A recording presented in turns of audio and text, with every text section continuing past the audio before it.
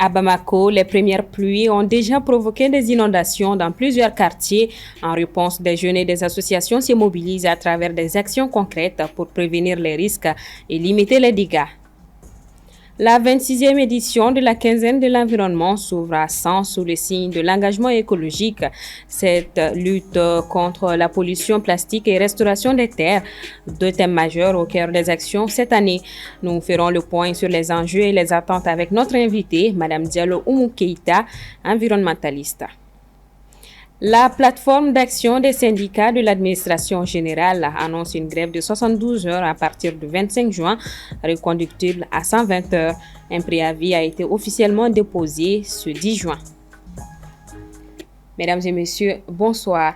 Alors que les pluies commencent à provoquer des inondations dans plusieurs quartiers de Bamako, des jeunes soutenus par des associations et des groupements communautaires multiplient les actions de prévention, nettoyage de caniveaux, sensibilisation dans les zones à risque, opération de curage, autant d'initiatives citoyennes pour limiter les dégâts et protéger la population. Une mobilisation saluée dans un contexte où chaque geste compte face aux aléas climatiques. Assetoumani Koulibaly, reportage. Des maisons effondrées, des champs dévastés, des chambres envahies par l'eau, des familles en détresse. Voilà ce à quoi sont confrontés certains ménages lorsqu'il pleut à Bamako. Dans plusieurs quartiers, faute de curage des caniveaux pour permettre à l'eau de s'écouler, les habitants voient leur mobilité réduite, incapables parfois de franchir le seuil de leur concession. À Daoudabougou, des jeunes réunis au sein de l'association Mali Propre en Action ont décidé de poser les jalons eux-mêmes avec leurs propres moyens.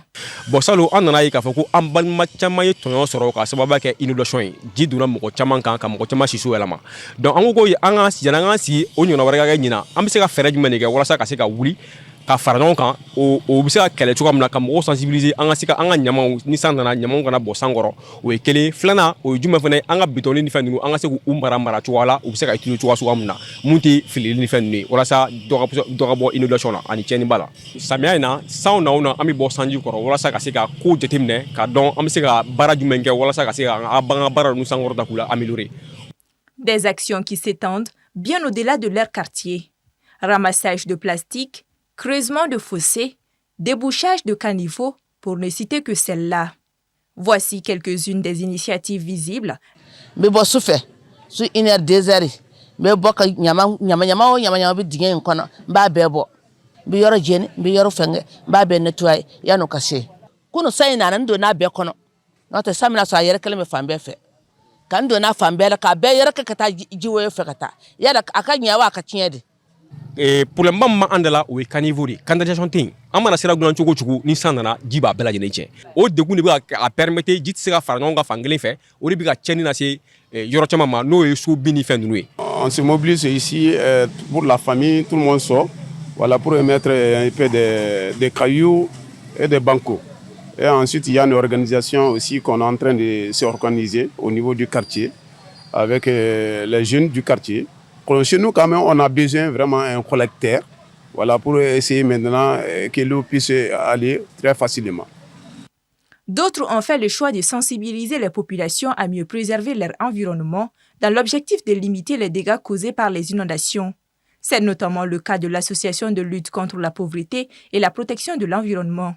Nous leur disons de ne pas déverser les ordures dans les caniveaux, dans les marigots. Même il y a des gens qui déversent les ordures sous la pluie, dans les ruelles où il y a la pente. Nous leur sensibilisons cela parce que nous leur disons, si vous faites cela, les ordures vont vous retourner autrement. On leur sensibilise aussi d'éviter l'occupation anarchique et illicite des avenues, c'est-à-dire des ruelles. Alors là, ça peut empêcher l'eau de couler normalement. Tous ces groupements s'activent pour une seule cause: préserver leur cadre de vie et prendre des initiatives en dehors de celles préconisées par l'État. Certaines de ces actions sont d'ailleurs menées de manière périodique en fonction de la pluviométrie. Environnement, on en parle toujours. Cette année, c'est la ville de San qui a l'honneur d'abriter les activités de la 26e édition de la quinzaine de l'environnement. un événement devenu incontournable dans l'agenda national de la transition écologique organisé par le ministère de l'Environnement, de l'Assainissement et du Développement durable à travers l'AEDD. Au menu des campagnes de sensibilisation, ateliers de formation, expositions, démonstrations de bonnes pratiques, autant d'actions concrètes menées à travers tout le pays pour mieux protéger notre environnement. Pour en parler, nous recevons ce soir sur notre plateau Madame Diallo Oumou-Modibo Keïta. Elle est environnementaliste. Bonsoir à vous. Bonsoir. Et bienvenue. Merci beaucoup. Alors, je viens de le dire, cette année marque la 26e édition de la quinzaine de l'environnement. Quel regard portez-vous sur l'évolution de cette initiative depuis sa création? Je peux dire que cette année, on a vraiment l'engouement se fait ressentir à travers les activités, à travers la société civile. Comme vous l'avez déjà montré au préalable dans l'émission, il y a les jeunes associations qui commencent à s'intéresser à la protection de l'environnement, qui commencent à comprendre que la protection de l'environnement, c'est dans les actions sur le terrain, à travers des activités concrètes comme le courage des caniveaux, le ramassage des plastiques, mais surtout la sensibilisation de la communauté. Parce que comme on le sait, quand on parle de gestion de l'environnement, c'est l'humain qui est au centre. Donc pour pallier à beaucoup de problématiques, il faut que l'humain puisse coopérer.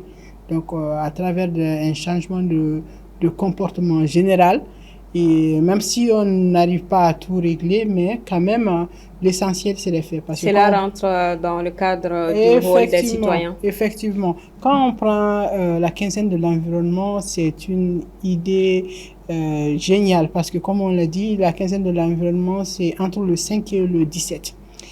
Qui connaît le 5 qui est la journée mondiale de l'environnement. Le 17, la journée mondiale de la lutte contre la sécheresse et la désertification. Surtout pour nous, les pays au Sahel, c'est une journée très sensible.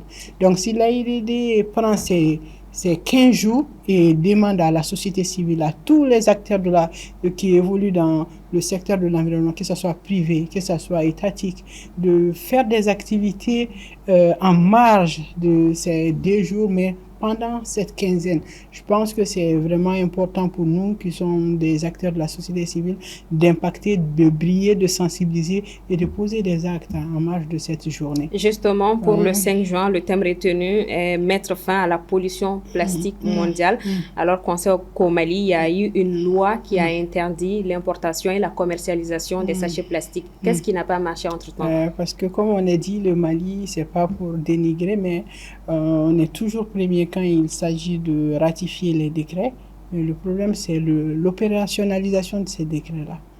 Donc, comme on a dit, c'est un peu sensible de parler de gestion des déchets, surtout au Mali, en sachant très bien que nous ne disposions pas de dépôt de transit opérationnel et surtout pas de dépôt final qui est dans les normes. Parce que quand on parle de déchets, tant qu'il n'y a pas la transformation de ces déchets-là, c'est un peu difficile de résoudre ce problématique. Nous, étant société civile, nous pouvons quand même lutter ces problématiques, poser des actes qui peuvent diminuer l'impact ou faciliter la gestion. Nous, étant Juve Mali, les jeunes volontaires pour l'environnement, nous avons initié une activité parce que, comme vous le savez, on vient de finir avec la fête de Tabaski et nous avons remarqué que chaque 2 jours après la fête, nos rues sont nauséabondes et le reste des déchets sont joncés par terre. Mais nous, étant jeunes de la société civile, on sait que ce sont des opportunités à saisir. Qu'est-ce qu'on peut faire? C'est sensibiliser la communauté, leur montrer que tout du mouton est matière première et surtout leur montrer l'exemple. Aussi en initiant d'autres acteurs de la société civile avec nous.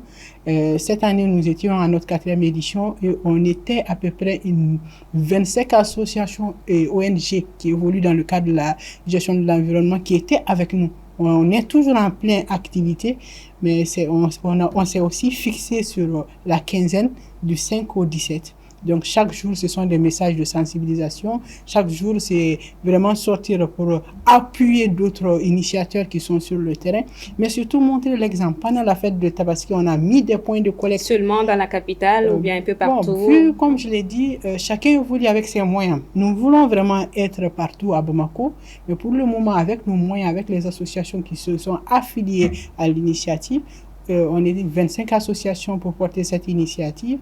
Chaque point de collecte est de façon volontaire. Les gens se sont portés volontaires. Nous avons collecté à peu près 400 pots de moutons. On est à peu près à 2 tonnes de déchets organiques, à peu près 150 kilos de cornes.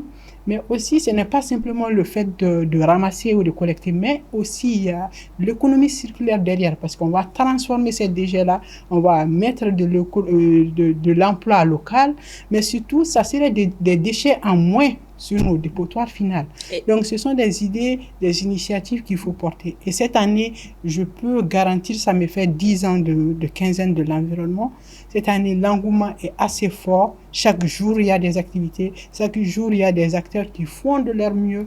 Il y a les ONG, les réseaux qui sont en train de vraiment impacter. C'est important pour nous.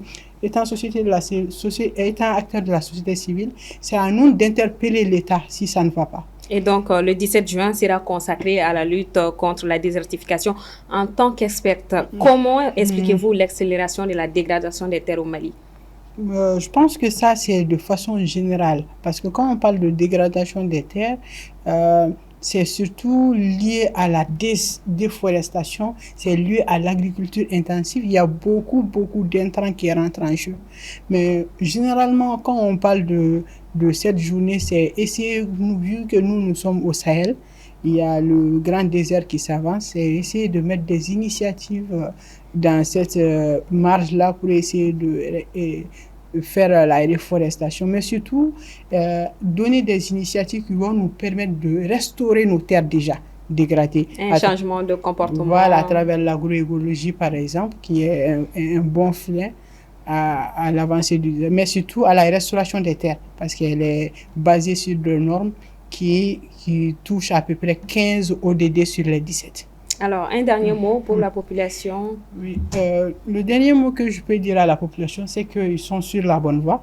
Et cette initiative du ministère de l'Environnement avec le bras technique qui est l'AEDD qui pilote cette initiative de quinzaine de l'environnement est vraiment l'opportunité pour tout acteur de la société civile de vraiment jouer sa partition. Comme on l'a dit, notre rôle, c'est vraiment être là, être le policier. Mais souvent, s'il y a de bonnes initiatives, c'est vraiment impératif d'accompagner, de montrer que nous sommes là aussi et surtout de montrer la bonne voie à suivre pour les générations à venir. Merci beaucoup, Madame Diallo. Merci d'être passée sur notre plateau. La quinzaine de l'environnement, au-delà des discours, nous rappelle à tous notre responsabilité individuelle et collective face aux urgences climatiques et écologiques, qu'il s'agisse de lutter contre la pollution plastique ou de restaurer nos terres. Chaque geste compte, chaque conscience éveillée est une victoire pour notre avenir commun. En bref, à Koulikoro, près de 10% des accidents de circulation seraient dus à l'assemblement des chaussées. Selon des sources sécuritaires, ce phénomène est principalement causé par l'incivisme de certains conducteurs de camions transportant du sable. Faute de bâches pour couvrir leur chargement, une partie du sable se déverse sur les voies, rendant la circulation particulièrement dangereuse, notamment pour les usagers à deux roues. Une situation préoccupante donc qui interpelle à la fois les autorités de contrôle, les transporteurs et les citoyens sur la nécessité de respecter les règles élémentaires de sécurité pour sauver des vies. Je l'annonçais au sommaire, la plateforme d'action des syndicats du secteur de l'administration générale, regroupant 2 syndicats, annonce une grève de 72 heures à compter du 25 juin 2025, reconductible à 120 heures. Elle a déposé ce 10 juin un préavis sur la table du gouvernement. Les raisons avec Djeneba Samaki. Après avoir mené plusieurs négociations avec le gouvernement qui n'ont pas abouti, la plateforme d'action des syndicats du secteur de l'administration générale a déposé hier mardi un préavis de grève concernant 5 procès-verbaux de conciliation signés avec le gouvernement qui n'ont jamais connu de début d'exécution, ainsi que l'arrêt immédiat du rejet des primes et indemnités allouées aux fonctionnaires des collectivités territoriales, et ce, jusqu'à l'élaboration de l'arrêté interministériel qui sous-tend ces primes. Le syndicat national des travailleurs de collectivités territoriales en a 3 PV, et le syndicat national des agents de collectivités territoriales en a 2. Donc ce sont en tout les premiers points que nous demandons au gouvernement, c'est-à-dire la mise en œuvre diligente de ces 5 procès-verbaux. Donc nous assistons ces derniers temps au rejet de nos primes et indemnités par les contrôleurs financiers, soit disant qu'il y a un arrêté interministériel qui doit vraiment fixer les minima et les maxima de ces primes-là, des montants de ces primes-là. Et il se trouve que nous avons des agents qui se sont vraiment endettés dans les banques. Et en coupant ces primes et indemnités, ça va obligatoirement jouer sur leurs revenus, parce que quand la banque va couper ce que les personnes là les doivent, donc il ne restera plus rien pour ces agents-là. Dans certaines localités du pays, des fonctionnaires ou agents des collectivités sont sans salaire depuis près de 20 mois, à en croire les syndicalistes. Principal motif du préavis de grève, d'autant plus que le gouvernement s'était engagé à pérenniser les salaires des fonctionnaires des collectivités territoriales. Néanmoins, la grève débutera mercredi 25 juin et des rencontres ainsi que des réunions préparatoires sont menées pour un suivi général sur l'ensemble du territoire. Cette grève débutera le mercredi 25 juin 2025 et ça prendra fin le samedi 28 juin à partir de 0h. Donc nous osons espérer que le gouvernement, la partie gouvernementale, va vraiment essayer de pallier tous ces problèmes-là. Pour l'instant, la partie gouvernementale n'a pas entamé de pourparlers avec la plateforme syndicale. L'examen par cette dernière des points de revendication afin d'en analyser la faisabilité expliquerait cette situation. Le syndicat s'est dit ouvert au dialogue pour trouver une issue favorable. Selon l'Institut de recherche sur la paix d'Oslo, le monde connaît actuellement le plus grand nombre de conflits armés depuis 1946. L'Afrique, et plus particulièrement la région du Sahel, figure parmi les zones les plus affectées, avec une situation sécuritaire jugée extrêmement préoccupante. Aminata Keita. Depuis la fin de la Seconde Guerre mondiale en 1946, le monde n'avait jamais connu autant de conflits armés.